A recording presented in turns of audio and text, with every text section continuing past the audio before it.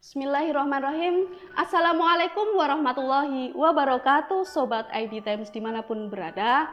Hayya nashkurullah azza wa jalla biqiraati alhamdulillahi rabbil alamin wa nusolli ala nabi biqiraati Allahumma sholli ala Muhammad. Ketemu lagi dengan saya Ninin Karlina di channel IB Times, sebuah channel cerdas berislam dan kanal moderasi Islam. Dan pada sesi kali ini saya akan berbicara tentang agama Hanifiyah Samhah atau agama yang benar dan toleran.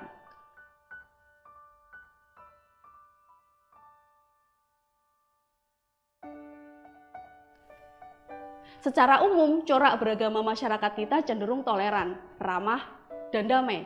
Tetapi sebagian mengarah pada sikap beragama yang eksklusif, tertutup, sektarianistik, primordialistik, madhabiyah. Masih ada tersimpan keinginan dari sebagian warga dan kelompok yang ingin menghidupkan kembali adanya Islam politik, sistem khilafah al-daulah al-islamiyah, karena mayoritas penduduk Indonesia adalah muslim. Hal itu wajar, namun sayangnya agaknya melupakan kesepakatan founding fathers, ijtihad politik para pendiri Republik negara-negara Indonesia, negara bangsa Indonesia tahun 1945 bahwa Pancasila sebagai Darul Ahdi Wasyahadah, perjanjian dan persaksian nasional. Kuatnya ideologi pemahaman sosial politik atau prinsip keislaman yang tertutup, eksklusif, salah satunya dikarenakan doktrin al-wala wal bara, setia dan loyal hanya kepada orang, golongan, kelompok, organisasi, sekte, partai yang seagama, sekeyakinan, semadhab, sehaluan atau segolongan sendiri dan tidak setia, tidak loyal atau menolak adanya pemimpin yang tidak berasal dari golongan, agama, madhab, organisasi atau sektenya sendiri. Untuk mendukung doktrin ini, para pengusung prinsip al-wala wal bara kerap menyertakan dalil-dalil untuk memperkuat argumennya. Di antaranya adalah di dalam Quran surat Al-Hujurat ayat 10, Innamal mu'minuna ikhwah, sesungguhnya orang-orang beriman itu sesungguhnya bersaudara.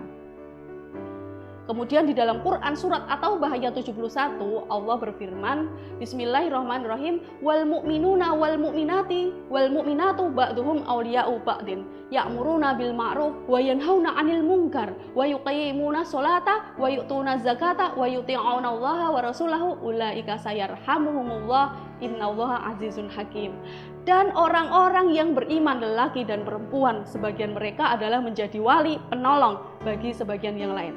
Mereka menyuruh mengerjakan yang ma'ruf, mencegah yang mungkar, mendirikan sholat, menunaikan zakat, dan mereka taat pada Allah dan Rasul-Nya. Mereka itu akan diberi rahmat oleh Allah. Sesungguhnya Allah Maha Perkasa, lagi Maha Bijaksana. Doktrin ini cukup ampuh ditanamkan oleh kelompok sosial politik yang saling bertikai, memperebutkan kekuasaan di berbagai belahan dunia muslim yang lain. Selain itu, ideologi takfir atau takfiriyah, yaitu mengkafirkan orang atau kelompok yang berpaham berbeda dari kelompok dan golongannya sendiri, juga bersumber dari doktrin al-wala wal bara ini. Hal ini bertentangan dengan hadis Nabi Muhammad SAW untuk mendakwahkan Islam sebagai agama yang bercorak al-hanifiyah as-samhah, toleran, kelapangan, terbuka, pluralitas atau at-ta'adudiyah, dan inklusivitas at-tadhamuniyah, dan sekarang secara akademik lebih dikenal dengan multikulturalitas, ta'adud as-saqafat, al-hadarat wa diyanat. Dalam hadis riwayat Ahmad, Rasulullah SAW bersabda, sesungguhnya aku tidak diutus untuk mendakwahkan agama Yahudi dan Nasrani, tetapi aku diutus untuk mendakwahkan agama Hanifiyah lagi samhah. Demi Allah yang diri Muhammad ada dalam kekuasaannya, berangkat berjuang di jalan Allah sesungguhnya lebih baik daripada dunia dan isinya, dan bertahannya salah seorang di antara kamu dalam barisan sungguh lebih baik daripada dia sholat 60 tahun. Dalam hadis ini Nabi menyebut agama yang didakwahkan dengan istilah al-hanifiyah as-samhah.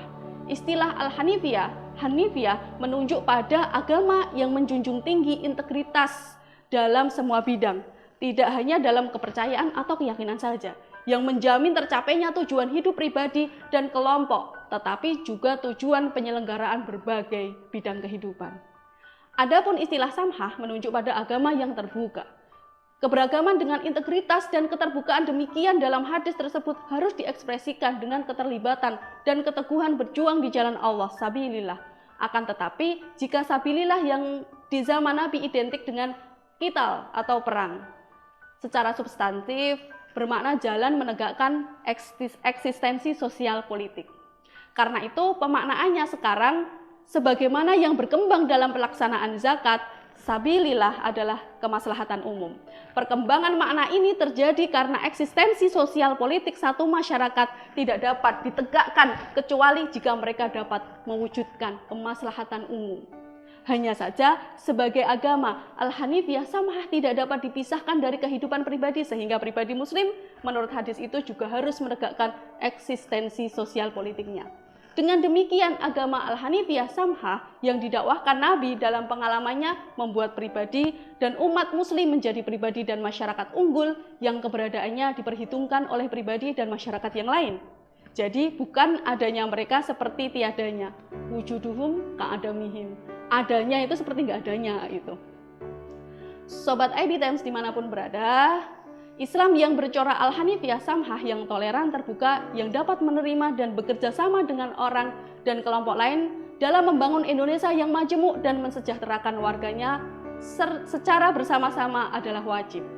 Bukan Islam yang bercorak sektarianistik, primordialistik, yang tidak dapat menerima apalagi bekerja sama dengan orang, organisasi, dan kelompok agama, suku, ras yang berbeda. Dengan demikian, karena keterbukaan dan integritas, umat Islam Indonesia akan mampu meraih kemajuan. Tanpa sikap inklusif atau terbuka menerima orang lain, ilmu lain, dan keragaman yang lain, mustahil kemajuan ekonomi, kedamaian, dan keamanan dapat diraih. Sobat IB Times rahimakumullah, cukup sekian dan terima kasih, semoga bermanfaat. Billahi fi sabilil haq fastabiqul khairat, non wal qalami wa ma yasturun. Albirru manittaqa. Assalamualaikum warahmatullahi wabarakatuh.